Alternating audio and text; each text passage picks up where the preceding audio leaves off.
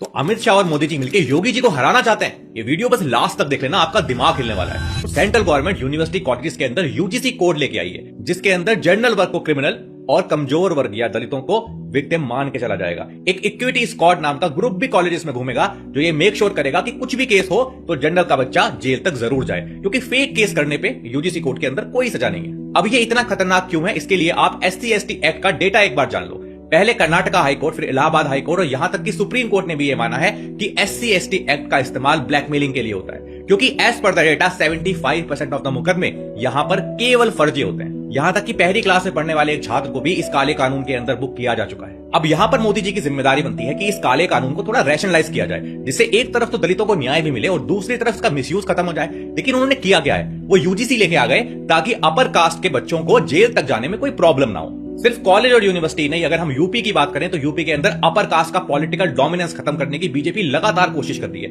यहां तक कि बीजेपी ने फरमान जारी करके ब्राह्मण और अपर कास्ट MLAs की मीटिंग पर भी रोक लगा दी है। बट ये हो क्यों रहा है, इसके पीछे का गणित समझो। देखो, उत्तर प्रदेश के अंदर लगभग 20% जो लोग हैं वो अपर कास्ट से बिलोंग करते हैं और लगभग 20% के आसपास ही हैं जो दलित हैं। लेकिन अपर कास्ट का पॉलिटिकल डोमिनेंस बहुत जबरदस्त है। अगर आप एग्जिस्टिंग डेटा देखोगे तो 44% जो MLA हैं अपर कास्ट से ही बिलोंग करते हैं। अब एक साल के अंदर उत्तर प्रदेश में चुनाव है और एक साल में दलित वोट बैंक तो बीजेपी को वोट देने से रहा, लेकिन 44% का जो अपर कास्ट है ये बीजेपी से इस टाइम पे बहुत ज्यादा नाराज है। बट इसका असर क्या होगा, अगर ध्यान से देखें तो हिंदुत्व और अपर कास्ट की जो राजनीति है वो बीजेपी से कहीं बड़ा वोट बैंक और बैकबोन योगी आदित्यनाथ की है, जिसके दम पे योगी आदित्यनाथ पिछले 9 साल से मुख्यमंत्री हैं। और अगर इन 44 MLAs के दम पे और अपर कास्ट की सपोर्ट से योगी आदित्यनाथ एक बार और चुनाव जीतते हैं तो वो 2029 में अमित शाह को बिल्कुल साइडलाइन करते हुए पीएम के सीधे कैंडिडेट बन सकते हैं। इसीलिए एक थ्योरी ये कहती है कि पहले 2024 के लोकसभा इलेक्शन में भी योगी या यूपी को कमजोर करने की कोशिश की गई और अभी उनके मेन वोट बैंक को टारगेट करके 2027 में उनको और कमजोर या फिर शायद हराने की भी कोशिश की जा सकती है।